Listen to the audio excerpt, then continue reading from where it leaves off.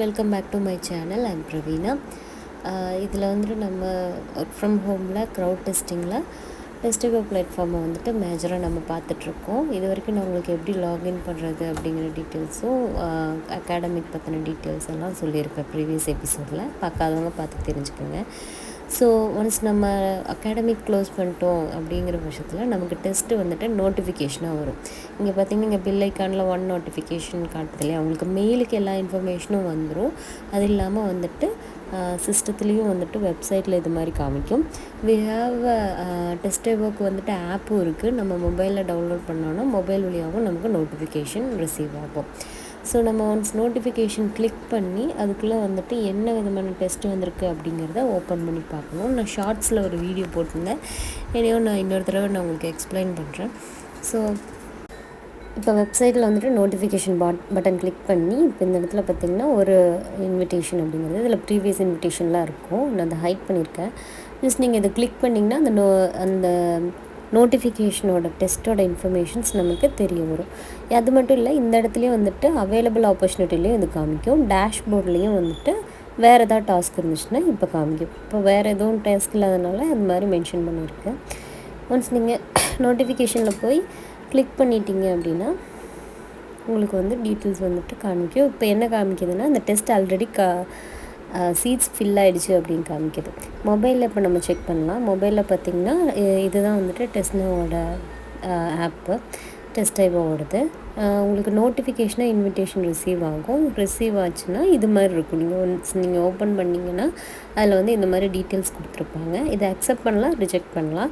இதில் இன்ஃபர்மேஷன் நீங்கள் கிளிக் பண்ணும்போது இதில் வந்துட்டு என்ன மாதிரி பே அவுட்ஸ் கிடைக்கும் அப்படிங்கிற டீட்டெயில்ஸ் இருக்கும். என்ன டிவைஸ் கொடுத்துருக்காங்க அப்படிங்கிறதும் கிளிக் பண்ணலாம். இப்போ நம்ம அக்செப்ட் பண்ணோன்னா இதில் வந்துட்டு என்ன சொல்லுதுன்னா ஆல்ரெடி சீட்ஸ் ஆர் ஃபில்டு. இப்போ வந்து நம்மளால் அக்செப்ட் பண்ணிக்க முடியாது. போட்ட உடனே சீட்ஸ் எல்லாம் ஃபில் ஆகிடும். நம்ம எவ்வளோ சீக்கிரம் எடுக்கிறோமோ அவ்வளோ சீக்கிரமாக நம்மளால் பார்ட்டிசிபேட் பண்ண முடியும். இதில் வந்துட்டு என்னென்ன டீட்டெயில்ஸ் கொடுத்துருப்பாங்க அப்படிங்கிறத நான் உங்களுக்கு ரேண்டமாக சொல்கிறேன். ஆர்டர்ஸ் எந்த காரணத்துக்கு கொண்டு இந்த டெஸ்ட் பண்ணும்போது புக் பண்ணக்கூடாது அவங்க கொடுக்குற வெப்சைட்டில். அதே மாதிரி நிறையா கண்டிஷன்ஸ் அவங்க மென்ஷன் பண்ணுவாங்க. அது எல்லாமே நோட் பண்ணிவிட்டு அது மாதிரி தான் பண்ணோம். கஸ்டமர் கேரை எந்த விதத்துலையும் சப்போர்ட் பண்ணக்கூடாது. ஏன்னா நம்ம டெஸ்டிங் பண்ணிகிட்ருக்கோம். இப்போ அவுட் ஆஃப் ஸ்கோப்பில் அவங்க மென்ஷன் பண்ணியிருக்கிறதுனா லோ ஃபங்க்ஷன்ஸ் வந்துட்டு அவுட் ஆஃப் ஸ்கோப்பு.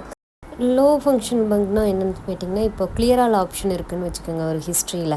அது கிளிக் பண்ணும்போது ஒரு லாஸ்ட் ஆப்ஷன் மட்டும் கிளியர் ஆக மாட்டேங்குது, பாக்கியெல்லாம் கிளியர் ஆகிடுது. ரெஃப்ரெஷ் பண்ணால் அதுவும் கிளியர் ஆகிடுது. பட் ரெஃப்ரெஷ் பண்ணுறதுக்கு முன்னாடி கிளியர் ஆக மாட்டேங்குதுங்கிறத லோ ஃபங்க்ஷனல் பக்குன்னு சொல்லுவோம்.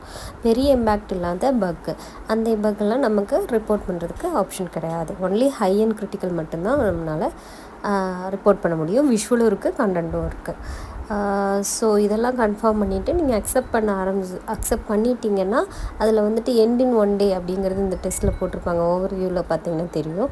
அப்போ ஒரு நாள் ஃபுல்லாக உங்களுக்கு டெஸ்ட் டைமிங் இருக்குது. அதுக்குள்ளே நம்ம இதை வந்து டெஸ்ட் பண்ணி முடித்து உங்களுக்கு என்னால் எவ்வளோ பக் சப்மிட் பண்ண முடியுமோ அவ்வளோ பக் நீங்கள் வந்துட்டு சப்மிட் பண்ணலாம். அதே மாதிரி இந்த இன்விடேஷன் வந்துட்டு நீங்கள் கேட்டிருக்க டிவைஸோ உங்களுக்கு டைம் இல்லைன்னா ஜஸ்ட் நீங்கள் ரிஜெக்ட் பண்ணிடுங்க. வேறு அவங்க எடுத்துக்குவாங்க. அக்செப்ட் பண்ணிவிட்டு ஒர்க் பண்ணாமல் இருந்தீங்கன்னா அதுவும் வந்துட்டு உங்களோட மேலே ஒரு இம்பேக்டாக தான் கருதப்படும்.